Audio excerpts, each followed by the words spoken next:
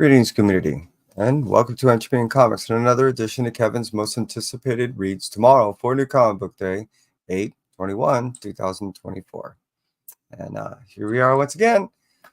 Here we are once more. For those of you that catch me on the rewind, I appreciate you. And for those of you that are catching me on the live, well, let's go ahead and, thank you. And I might as well just get into it. Starting off over at Boom Studios, let's go ahead and talk about Briar, issue number 8 of 8. This is a story by Chris Cantwell, and it's an interesting story that I've been particularly enjoying. The reason why it's a little twist on the Sleeping Beauty story. And after reading issue number 7 yet last night, it's gotten rather sad. It's really got me really involved, and I've been greatly enjoying it. It took me a little while. Excuse me. They kind of get back into the story from issue 4 to 5. There was a little bit of break, but now that kind of got back into the story, and issue 8's coming out tomorrow on 8/21/2024, I'm greatly looking forward to it. Moving on from Moon Studios, let's cruise over to Image Comics and talk about Destro issue number 3. Now, I've been really enjoying this whole Energon universe, and Destro has been now given his full-fledged appearance and his contribution to the storyline. I've greatly been appreciating the contribution that he's been able to make, and it does give gravity to the situation in which has been transpiring in this universe on the human side. So I really been enjoying it, and it's been really different to see the storytelling on the way G.I. Joe, Destro, all this, Cobra Commander has been coming along, especially with the introduction and the, let's call it a collab with Transformers. So it's just been really, really awesome. Moving out from Destro, issue number 3, let's talk about Local Man, issue number 13. Correct me if I'm wrong. Somehow we jumped around and numbers. Went to 25, I think. And cruising back. I believe we're supposed to get some type of understanding or explanation down the road, but for right now, I'm just plain confused. As far as the numbering is concerned, that's the only place I'm confused about as far as the actual story and content is concerned. This is probably one of the most underrated ongoing series going on right now. It's really, really enjoyable, really, really different, and at times extremely introspective. So that's why Local Man issue number 13 is pretty up there for me. Moving out from that, we're going to talk about Plastic Man, Death and Dolls, Plastic, Death and Dolls issue number 3. This is a contribution made by Doug Wagner, and it's the second part of a series that he did initially around 4 years ago of Plastic. This is a very disturbing tale of a kid that really had a rather neglected life in the sense of he wasn't really monitored on what was going on in his life and was just kind of reinforced the bad behavior. But he does it for the right reason in his own mind. So that's why Plastic is really, along with all the Doug Wagner books, something that's rather different when it comes to your horror and gore, because more times than not, when you get to the end, you end up getting some type of moral and or ethic little add-on that just seems to be something that you have to also grapple with when you're trying to be disturbed. You're also enlightened. So that's why Plastic, Death and Dolls, it's definitely up there for me. Moving out from that, we're going to talk about Red Coat, issue number 5. Hi, Christina. I appreciate you being here. I read issue number 4 last night, and what I think I particularly enjoy about Red Coat as far as its particular point and aspect and contribution to the Ghost Machine universe or the unnamed universe is that much like the story of Philadelphia, when they start integrating historical figures into the storyline, I'm always going, and more times than not, the beauty is when they integrate a lot of this historical individuals into this fictional tale, it's easier to suspend the disbelief and start believing that it's more of a historical tale that I'm reading than it is fictional, which makes it that much more enjoyable. So Red Coat issue number 5, I'm really looking forward to, and it's been really fun. Like I said, I just read issue number 4 last night, and I'm enjoying this ride. But let's move out from the Image Comics and talk about Marvel. Marvel is going to talk about 7 titles for me in a sense of these are the ones that I really, really been enjoying throughout the summer as far as a core of reading. So let me start off by saying Ghost Rider Final Vengeance, issue number 6. We've been getting Ghost Rider stuff that's been leading from last year and bleeding into this year, and it's really enjoyable. I see where they're leading into. And after the stuff with Helverine and all this other stuff, I thought it was just money grabs, and it turned out to be really cool storyline. So I am so looking forward to the finale of this issue number 6, because I know it does lead into what we're going to see in a little over a month, a whole new series that bleeds on with a bunch of different writers. So I guess I'm a huge Ghost Rider fan. Yeah, I always knew I was. So Ghost Rider Final Vengeance issue number 6 is coming out tomorrow, 8/21/2024. Let's talk about Giant Size Thor, issue number 1. Now, this is a giant size book that ties in the team up with Hercules and Thor. Correct me if I'm wrong on this one, but I always thought that those two rather didn't get along much. So to see that they're doing a collab on some type of team up on, whatever they got to do, it means that something's brewing. Kind of interested to see. I thought Hercules was dead. Anyways, so yeah, that's what we're going to get tomorrow. Is we're going to get a team up with Hercules and Thor on a Thor annual giant size coming out tomorrow, 8/21/2024. Oh, dude, I appreciate you being here. And yeah, if you wouldn't mind, I appreciate you doing that too. Miles Morales, annual issue number 1 coming out tomorrow. And this is I'm confused. I don't know why they're making a big deal about the relatives, unless the relatives turn out to be a big deal as far as the storyline and some type of hidden key that I don't know about. As far as what I've been reading, that's the big details that they're pushing and summarization on this book coming out tomorrow. Miles Morales, annual issue number 1, is more of a story about Miles and his relatives. So I gather. Let's see what it is tomorrow as it comes out, and I'm looking forward to checking it out just because I'm so confused. Moving on from that, let's talk about Spider-Woman, issue number 10. There's been a lot going on since issue number 7, 8, 9, and now coming out with 10. We're seeing individuals and characters that we've really never seen before, and we're still only fleshing out their true agenda. We're now seeing some things that we're not quite liking, and now we're getting a whole new champions roster that's supposedly...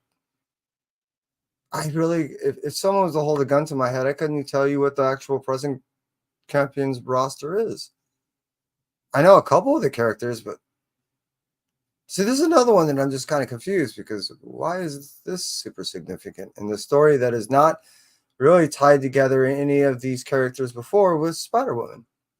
I didn't even know we're over in Asia. What is going on?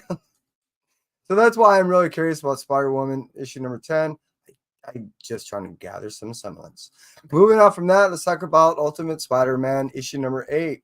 Here we're going to get a Sinister Six that we've been waiting to see. We knew it was coming and brewing, but here we got the Ultimate Sinister Six. Don't want to ruin who it is, and the cool thing is it's twists on characters that we already know, but totally in different ways. So I've already got to check some of this stuff out, and wow, yeah, this is interesting. The cool thing is if I was to take time, I mean, we could really get into Ultimate Spider-Man, where it started and where we're at right now, and that would be a solid hour discussion with almost anyone that's been reading it, because, well, as you well know, if you're reading it, there's a whole lot there that you could just sit there and go, and this and that and this, and we got this. And so Ultimate Spider-Man issue number 8, the beauty is in this Ultimate Universe, as we always do, we get this new reformation of characters that we already know and love in ways in which that, well, new and imaginative. So I really been enjoying what's been going along, especially after issue number 7, which I ended up getting a bunch of copies of that, because I see where this is building to, and I'm really enjoying it. So this Ultimate Universe, which I never used to be into the Ultimate stuff before, is really roping me in. So, hey, again, Ultimate Spider-Man issue number 8 coming out 8/21/2024. Let's move it on from that and talk about Venom War. More Venom War stuff. I've been waiting on and chomping on the bit for this for months. So finally, we're getting into meat and potatoes of the Venom War by talking about first Venom War Carnage issue number 1. We knew, one, that Carnage was going to have his contribution to this and end up having his say in what ended up transpiring. Not only do we have what was going on with Carnage and on his journey of becoming a god, but we're also having gods at war with who's going to end up taking ownership of a god symbiote, the original Venom. We're getting reasoning that it's not supposed to go back to Brock and why it wants to stay with Dylan, and Dylan obviously doesn't want to be. There is so much going on for so many different reasons, and for many years it seems like many of people that were figuring out what was going on in this Venom story. Al Ewing, in my opinion, has been able to not only answer questions in past volumes, but he's actually set up, which, in my opinion, turns out to be one of the best iterations of volume that we've had in many a year. So again, this Venom War is really fleshing itself out to be something that is not only significant, but thoroughly enjoyable. Venom War, Carnage issue number 1, coming out 8/21/2024. Moving out from that, we're going to talk about Venom War, Venomous issue number 1. Here we get Black Widow finally making, how should I say, some type of, well, one needed amends because she was looking to get rid of this symbiote, but now that they're looking at some type of, they're under an agreement. Let's put it that way. They've definitely put aside certain differences, and now that they've gotten to go in each other's mind, got to go into in each other's standing, we do have a name for the symbiote. We do have, like I said, this mutual agreement between the two. Now we have a full-fledged symbiote-driven Black Widow, and hot damn. As a Black Widow fan, I was not. As a Black Widow fan with a symbiote, I am definitely. I'm looking forward not only to get into the story because of the Venom War, I'm curious to see how this individual, I guess, gives its own identity within the Marvel Universe as a symbiote-driven character, as opposed to what she was before, a spy-driven symbiote, or a spy-driven character, and essentially only that, just self-driven. So this is definitely changing the overall character's definition, along with the overall future, unless the symbiote goes away, on how this character is going to be utilized. And I'm all on board. Again, as you well know, I'm a huge symbiote slut, so that's what you get. But yes, Venom War, Venomous is actually one that I'm extremely looking forward to reading tomorrow on 8/21/2024. Let's cruise out from that, and let's cruise over to Dark Horse, where we're going to finish out with 2 titles. First title is Nightclub issue number 1, which is the 2nd volume.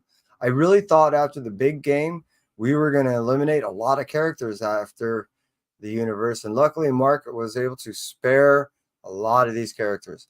I am so grateful, 1, that Nightclub is back, and 2, he didn't wipe out his whole universe and decide to start over. Cool thing is, it's rather brilliant if they end up deciding to make this into a movie, because he already has franchise aspects already and just waiting to be tied together. Big Game did it, and it did it rather well. Now that we got Nightclub coming back, we got characters that I thought were going to get eliminated. I'm looking forward to how these characters now, 1, reintegrate themselves into a society that they knew that they're going to be shunned from, even though they were trying to do the right things. And 2, now that they're kind of known for who and what they do, how is that going to allow them to really do the stuff that they used to and as inconspicuous as they used to? So now there's definitely going to be individuals that are looking to squash anybody that's looking to be a hero. And plus, I'm sure the vampiric nation, however they may be in this world, is not quite happy with vampires being superheroes. So I'm sure that's all something we're going to end up addressing very soon and well enough within Nightclub. And here we are, once again, ready to grab a book on 8/21/2024.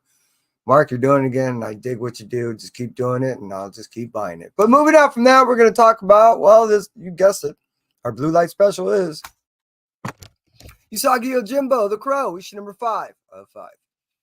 I got to meet Stan Sakai down in San Diego, and it's the first time I got to hang out with them in quite some time. That was 5 years. Time before that was 27